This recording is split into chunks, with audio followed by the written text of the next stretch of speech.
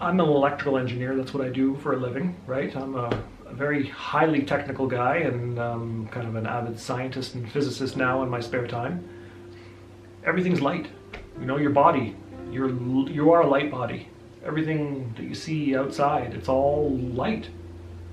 So to think that maybe light could have something to do with helping me was kind of a aha moment. I'm like, okay, I gotta look at this. Of course, I'd already read about herbs and diet, and that's kind of where this direction changed. It's like, okay, now I'm more into the physics realm and looking into the deeper sense of what light really is and how it could help me.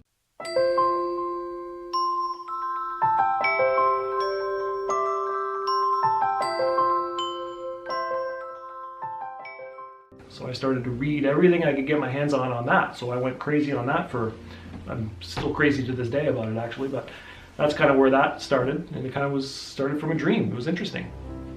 So this led us to basically what we found was the Ed Skilling Institute. So they make the Photon Genius and the Photon Genie, which Jesse's already done a video on this as well. This was introduced from my mom and dad. They actually found this machine I think when they were down in Florida, and they tried it, and they called us. They ended up buying the Photon Genie themselves. And they kind of got all excited and called me and said, Kevin, you gotta come down here and try this machine. So I said, yeah, okay. I booked a flight and I tried to fly down to Florida. I got to the Toronto airport and I got turned away.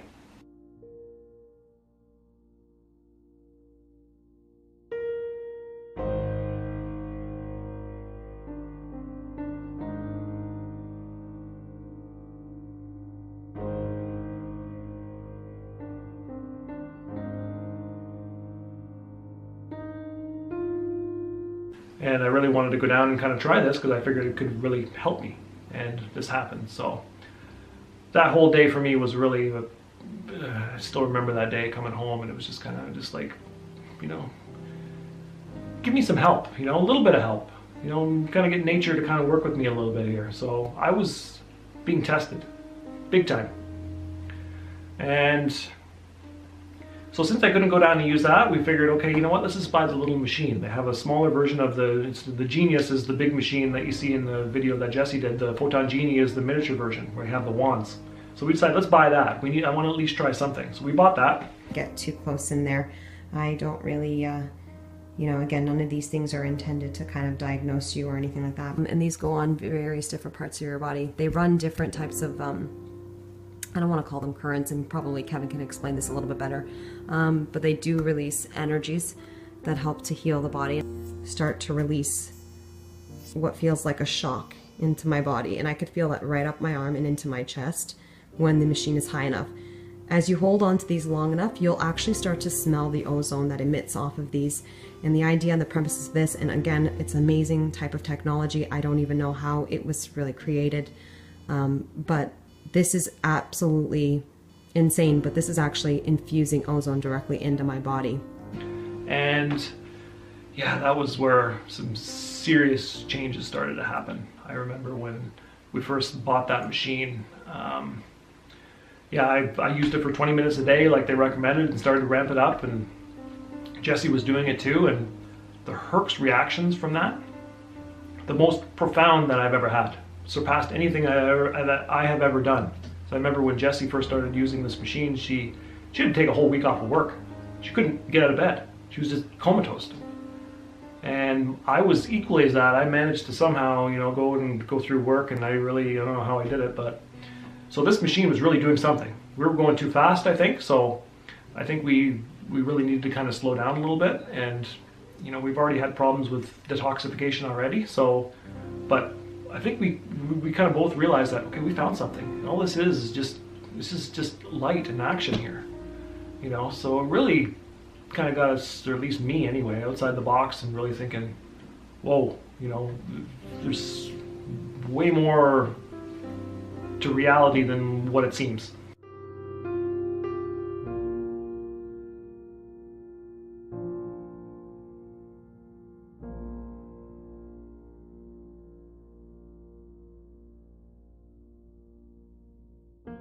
That was that defining moment that I had, and it was like, why aren't we using this in the medical industry? But then, you know, I started to study that, and now it kind of made sense, that's where we're going to get into a whole different conversation. But anyway, so the Hertz reactions from this photon genie machine were intense. So even though it was helping, I really needed to find a better way to kind of detoxify my body.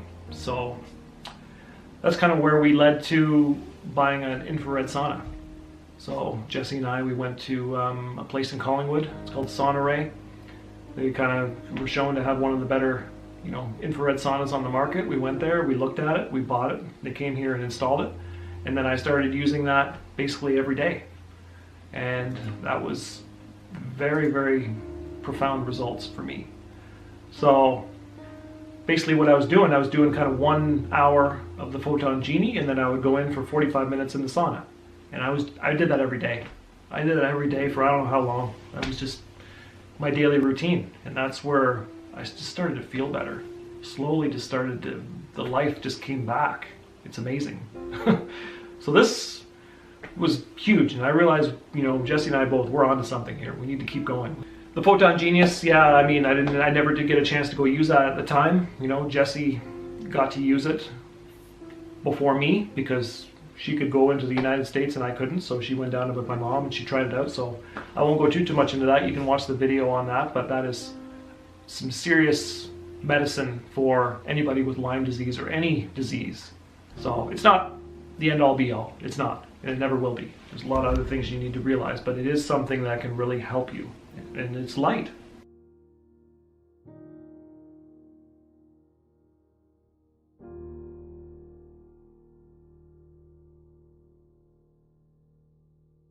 I continued to, you know, kind of continued with the light treatments on my own, you know, kind of cycling hour and, you know, doing the infrared sauna. I kept doing that. I kept with my diet. I kept juicing. I kept doing all the, you know, different herbs.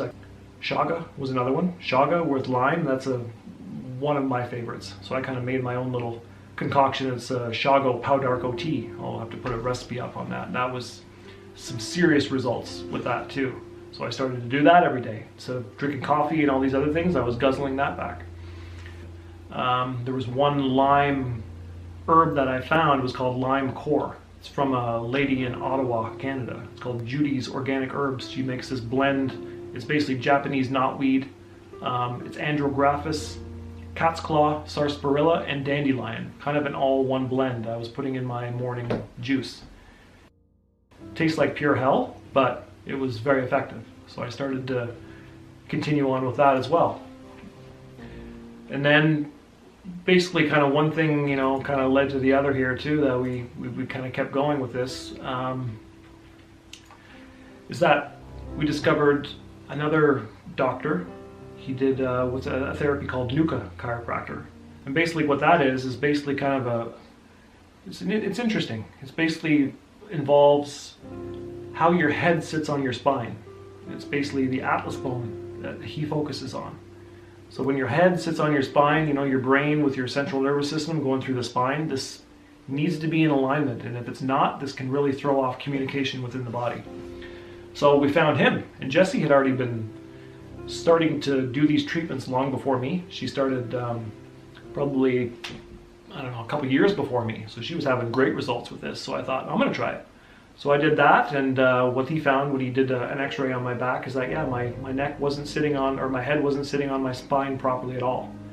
But I think it was from an accident that I had when I was younger, and it was just kind of sitting off to the side. So yeah, so we started to work on that, and that started to open up some things, and things started to kind of feel better, because I was having neck pains, and I was kind of, my lower back was kind of having some problems. So this helped with that. In his office, this chiropractor that I saw, he had another woman that was doing the BIE machine. If you've ever heard of that before, it's called bioenergetic intolerance elimination. So it's a very interesting technique, and what they do, it's basically muscle testing. If you look into kind of the applied kinesiology on how, you know, muscle testing works, I'm not going to get into that here, but it's based on that, and it's also based on utilizing the meridian system in the body. So basically your wiring within your body that the Chinese medicine talks about, which is your meridians. And I've talked about this before in some other videos as well. So basically they look at how the body responds to certain influences from the environment, like food. So they'll put food on a special machine here that's tied into your whole meridian system, and they'll check you to see if you know, you're strong or weak based on that energy field that that food is giving off, and that'll tell you whether you're good with that substance or not, or maybe it's something you need to avoid. So it's interesting. I started doing that, and I found all kinds of things that I shouldn't be eating and shouldn't be doing.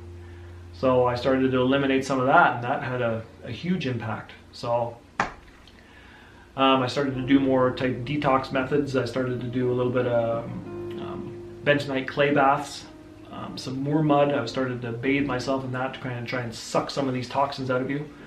So I did that. I learned a little bit about cold thermogenesis, which we may talk about in another video. One of my mentors over the years has been Dr. Jack Cruz, and he kind of developed this protocol, which is cold thermogenesis.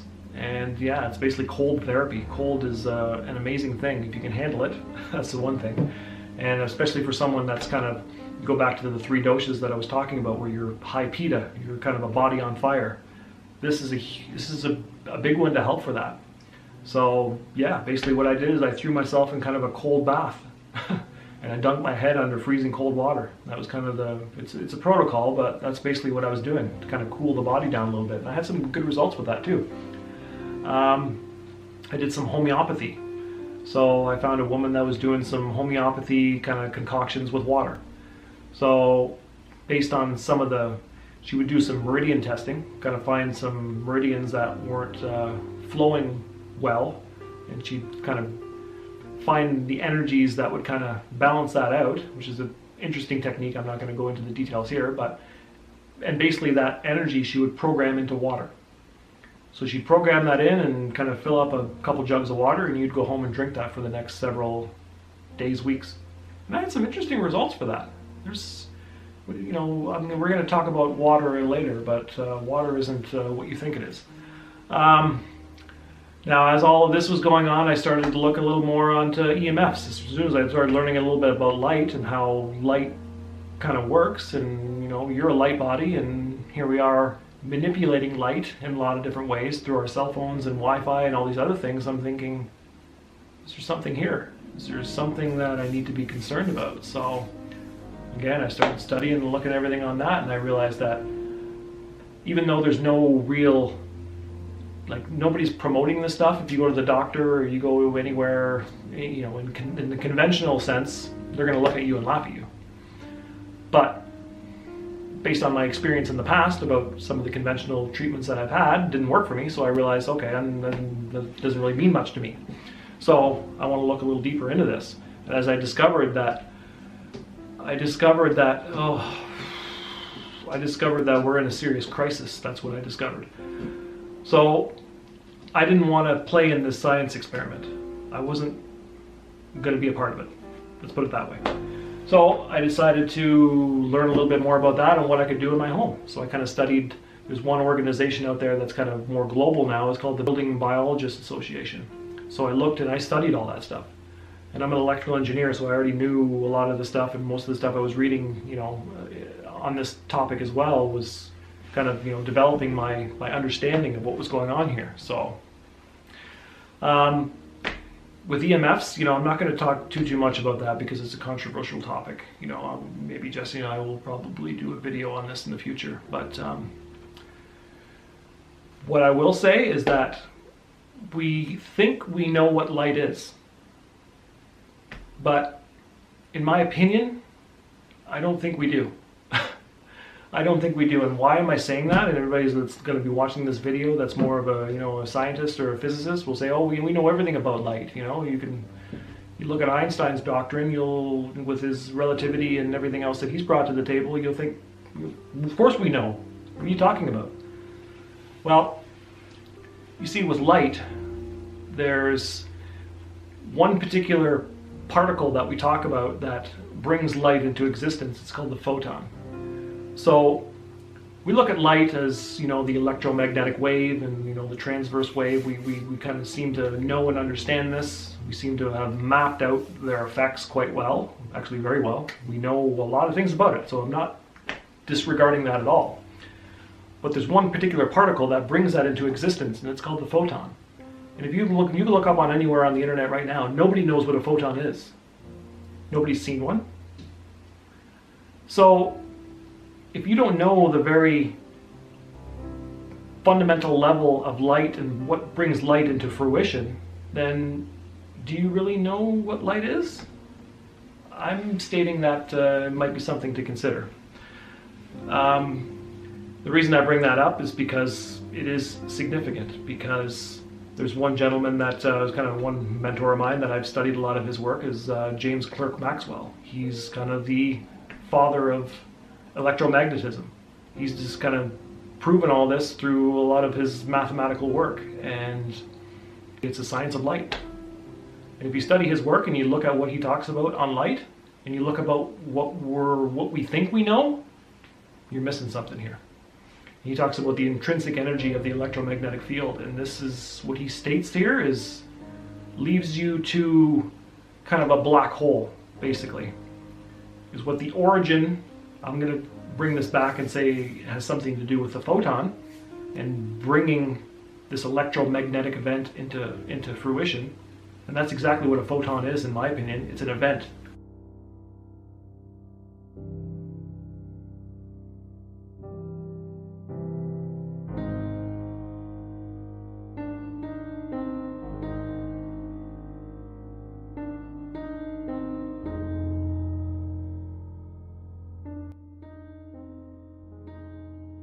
And if you don't really understand the true intelligence behind what brings this photon into fruition, then you basically live your life only knowing a half-truth. That's my synopsis on this. And if that's only a half-truth, then everything else is kind of built on a lot of the sciences that we know, so maybe everything is only a half-truth. So it's an interesting thing to talk about, and I'm not going to go deep into this, and I probably went a little deeper into than I wanted to, but because that kind of leads into basically what the origin of mass is. You know, mass is the basic building block of all the physical matter that we see, right? But nobody knows where the origin is. We think we know. You know, if you look on the internet, you'll talk about you'll hear about the Higgs field, you'll hear about this God particle and all the other things, and they're going to try and spin it in a way that they think they know the origin of this, but they don't. I think they're missing something significant. So if we don't know the origin of light, and we don't know the origin of what makes this, then what do we know? Do you know everything about everything? No. So we gotta question that. I think we need to question that a little bit, because what we're saying, you know, EMFs, that's just another form of light. So how do we know whether or not this is impacting biological life? How do you know? You don't know. So, and I think we should be skeptical. I'm not saying that it does 100%. I'm just saying it's something that we need to investigate. Okay, so we're going to talk again about electric fields. So what I've got here, I'm just going to do a little demonstration here. What I got here is I got a lamp, just a regular lamp here, and I got another one over here. Okay, they're both exactly the same lamps, but one of them I've done a little bit of a tweak to. And I just want to show you just what kind of electric field readings you can read off these lamps when they're plugged into the wall. Now you don't even have to have the lamp on. You don't have to have the light on to generate an electric field. It just has to be plugged into the wall. That's the thing. So when you're going to sleep and you have the lamps plugged in on your night table, just like anybody else does, these lamps will generate an electric field, and it will be penetrating into your sleeping environment. There's probably no question about it. So this one here on the right hand side, as you can see, I've got my electric field meter kind of hooked up to it. You can see it is plugged into the wall here. I will kind of go to the side of my island here. You can see it's plugged into the receptacle there. As you can see, the light's not even on right now. I've got the meter right next to it. It's on the electric field setting. You can see what I'm reading here. That's about 125 volts per meter. That is huge. Now mind you, I'm fairly close to this thing too, and you can see it will drop off quite a bit as I move the meter away, but you know, when you have this night table right beside your bed, you know, this is a common place for people to have their head. Okay, yeah, the phone is ringing there. So now I'm going to go over to the other lamp here. As you can see, there's a little bit of a tweak done to this one. You can see the cord coming off this one is a black cord. I do have it plugged in right here, and I will take it out. As you can see, what I've got is the 3 prongs here. So what I put in is a shielded cable. I basically shielded this whole lamp. So what I'm going to do is I'm going to put this electric field meter basically right beside the lamp as it was before. And you can see, I'll show you, it is plugged in, as you can see, right there. Now, as I'm right up close to it, you can see, what am I getting here? 3 volts per meter. What a huge difference. So basically this whole lamp, I basically created the whole cable is shielded, the whole lamp is shielded, so any electric field that's being generated is just being drained to ground. So nothing is penetrating past that. So I will go back over here one more time and I will show you. This is in front of the regular lamp, 125 volts per meter. And then I'll go back over here one more time. And you can see this is right down to 3. Now, for me, what I want to see when I go into the bedroom, especially in the sleeping area, I don't want to see any electric fields up above 5 volts per meter. Now that's measuring the electric field with ground potential. As you can see my meter, there is a cord going over here. I do have it connected to the ground pin, or on the other side of the couch over there. So I don't want to see any more than about 5 volts per meter within the sleeping area. I want to be lower than that. If I can get down closer to 1, that's perfect. That's what we want to see. We definitely do not want to see anything up in over 100 volts, especially when you're sleeping and that could be buzzing by your head every single day. That's a no-no, and it has to be fixed.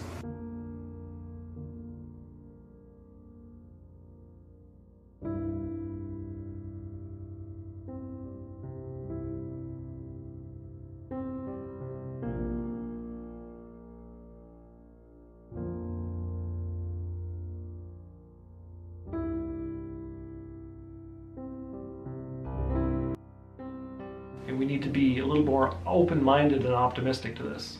And I mentioned earlier, we kind of have a little bit of a crisis on our hand because the world is changing, and 5G is coming soon, and I'm just going to stop there. And so I decided, you know what, I'm going to try and mitigate whatever I can in my own home. So you hear a lot of people, a lot of doctors that are more specialists now in Lyme disease, that this is what they talk about, EMFs, and you're struggling with a chronic illness like Lyme or anything, you're going to have a tough time trying to recover because the body's under so much stress in this case. There's a lot of other things going on here, but they put you in a state to where recovery could be very challenging for you. So I basically kind of learned all the building biologist guidelines. I started to kind of study, I bought some equipment. I've got lots of equipment here that I've kind of been playing with over the years, and kind of started to kind of basically do a home survey on my whole home and look at what are we dealing with, what kind of hazards am I finding in here? And I found some significant things. So prior to really doing any mitigation on this, Jesse's always been complaining of migraines, and she's been extra sensitive to a lot of things too, right? So we already knew that, and then once I started to kind of put some fixes in place, I kind of turned off the Wi-Fi. I started to, I'm not going to get into all the things, this is too much, but just the little things like that, and we noticed profound differences, from sleeping, from her headaches, and just from, an overall energy level and things like that, right? Because it made a difference for us. So I kind of took my whole home apart in a lot of cases. I blew walls out. I started to rerun wires. I started to do this. I started to do that, and I really took it to the next level. And I just didn't want to live in a home like that. And for us, that was a key thing to a lot of our recovery, is dealing with this problem. So that's about all I'm going to say on that for now. We'll leave it. There'll probably be another video coming, where Jesse and I will go more deeper into that, because there's so much we can talk about there. But yeah, some other things that I kind of started to continue on to, I talked about the EMFs. I started to look at, we started to do some rebounding, kind of clean up the lymphatic system out. Jesse bought a chi machine. Have you ever seen one of those? It kind of maneuvers your torso in kind of a figure-8 pattern to kind of move the lymphatic system in a specific way. Very interesting. So we started to do that. I started to do that on a daily basis. You can lay down with your arms at your sides, and that will help to release tension, to balance your mood, help with insomnia, constipation, or any internal organ discomfort. I kind of discovered interference fields. When you do any type of trauma to the body, if you do any type of surgery to the body, it can leave an interference field behind if it doesn't heal properly. And that disturbs the flow of energy in the body, which can lead to complications down the line, right? So if you've had surgery maybe from a hernia here and it didn't heal properly, this could end up, whatever it's connected to on the energy meridian line, that it could cause an illness somewhere else. So there's an interesting field of study on that whole topic. But I kind of discovered that, and I kind of learned a technique from a guy here in the area. It's called QRA. It's called quantum reflex analysis. So again, they use kind of the science of kind of muscle testing again, right? With the energy meridians as well, but trying to pinpoint specific interference fields in the body. They kind of have an interesting way of kind of mapping that out with this system. It's very interesting. So I kind of learned that and kind of learned how to do it on myself, right? So I kind of found that I had some scars. Of course, by this time I was going through all this dental surgery. I had all kinds of scars from cutting myself open all up here. And yeah, so I kind of basically got some different mud packing techniques. You can kind of pack that site with a specific kind of mud that'll help kind of bring the energy field back to life in that site. It's very interesting. It's very interesting. The mud or the clays that I'm talking about, they're very they have a very high magnetic profile. So they kind of, if you leave them there long enough, they can kind of introduce the energy field back normal into the site again. So I started to do that within my mouth, which was interesting. And it seemed to be some interesting results with that. So I started to do some of that. Of course, by this time, I was starting to get a little more deeper into the knowledge of a lot of things, and I kind of felt the need, maybe do a little bit of yoga. We started to do some of that.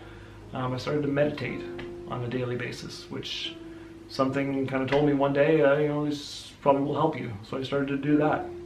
Just started with maybe 20 minutes a day, which we'll talk about the mind and the mind level a little bit later, but it's something that we shouldn't ignore as well. So I started to do that. I discovered earthing as well. If you look at earthing, basically what earthing is you're grounding, you're basically bonding your body to the earth, right? And that's kind of a therapeutic on its own, right? You're basically the earth, or at least what they say, that the earth is a lot more negative charged than you. So when you connect yourself to that earth, there's a energy exchange that can take place here, that you can draw in the energy from the earth as a healing modality. So it's interesting. So I started to look at a little bit on that, and you hear about earthing, and it's been some profound results with Lyme patients. But with earthing at the same time, you need to what they're saying is that you need to do it slowly, because some of the detox reactions can be quite intense. So this was interesting. So I started to study some of this, but the more I looked at it, the more you see some of the groups that are out there, it's kind of divided two ways. You have some of the, this kind of more comes from the Building Biologist Association, more the scientists of the world. They look at it as, if you're going to earth and you're going to ground your body where you're in a high EMF environment, this is a no-no. This is risky. So they're advising against that. So you've got this group that's doing this. And then you've got the other group that are more the people that really, they don't care about the science and all the other things. They're just thinking, it's a good thing to connect yourself to the earth. Why not? Right? Get out there and walk bare feet or whatever you need to do. It's good.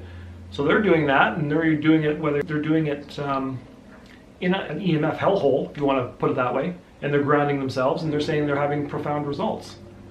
So you've got one group saying all this electro pollution is too high, it's dangerous, all that energy can just come and, it's got a way of going through you to ground, basically. It's kind of what it is. So I was kind of confused on that. You know, you got some people saying, yes, yes, do it. And you got some people saying, no, no, no, no, no, this is dangerous. You're risking, this could lead to more complications. So it's like there's got to be some middle ground here. You know, this was my philosophy on this. You know, your connection to the earth is huge. We should not tell people not to do that. And that's basically what a lot of people are telling. There's people telling you that don't even go out and walk barefoot on the earth or on the grass, because a lot of the ground currents and stuff like that that are flowing through the earth from the power systems can be drawn back into you in a way. So I'm like, I was really kind of confused on this, and I kind of wanted to investigate this a little bit more. So the more I did that, the more I realized that both these people are right. You know, our connection to the earth is huge. We should not tell people not to do that. You know, grounding and keeping yourself at that same potential as the earth is just it's a way of charging yourself back up. You know, it's kind of charging the battery back up is basically what it is. And to me, that seems like a fantastic thing. You know, the energy is just a free source of that energy to heal you in a way. So, but at the same time, you don't want to do it with all this electro pollution around you, and I get that. You don't want to do that. It makes sense. So my philosophy was kind of meet in the middle here. So I kind of did all the EMF mitigations that I needed to do. I kind of made my sacred space, if you want to call it that. And then I started to look at how I could kind of bring the earth into my home. So I kind of found a big ground rod and I drove it into my garden in the backyard, and I ran a wire down into my basement, and I started to distribute it all to basically all the rooms in my home, so I could kind of connect myself to kind of a good clean earth, and connect to it as much as I can. And I didn't just do that, I did a whole lot of other things, which I'm, you know, it's kind of unique in a way that that I've kind of done this, but we'll probably talk about that into another video. But my conclusion on this is basically, you know, people don't understand earthing. You know, earthing isn't just connecting your physical body to the physical earth. It's not about the physicalness. There's more to this than that.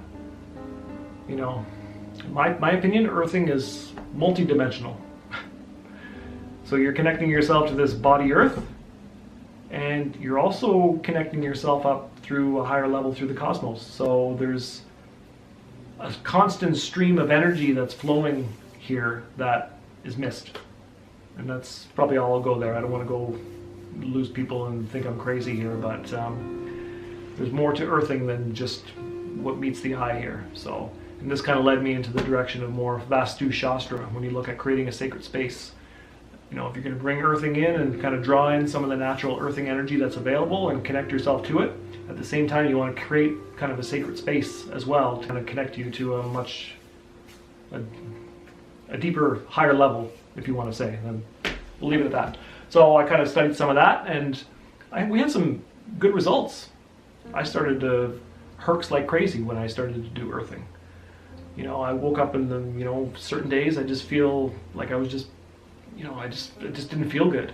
And then certain days I'd be so energized, it'd be, you know, it'd be crazy. So it was constantly changing like this. You know, you come in, you kind of go through this detox phase, and then you come in and you kind of get energized from it. So it was a very interesting experience that I had with earthing. But we'll go through that in another video. So the last thing, just to kind of close out the kind of EMF section here that we're talking about, it's about geopathic stress. That's another thing to be aware of. This is something I came across a few years ago during my my kind of studying as I went along. Basically, kind of what geopathic stress is kind of more or less an energy disturbance within the Earth's energy field, if you want to look at it that way. So the Earth's energy field has a direct influence on you in your health. You are connected to the Earth's energy field. You may not even know that you are. And a disturbance like geopathic stress can kind of distort that in a way, right? So one big thing to keep, you know, to just keep in mind with geopathic stress is it plays a role in how your body kind of functions in a way, especially if you're positioned yourself over top of this energetic disturbance that I'm talking about here right now.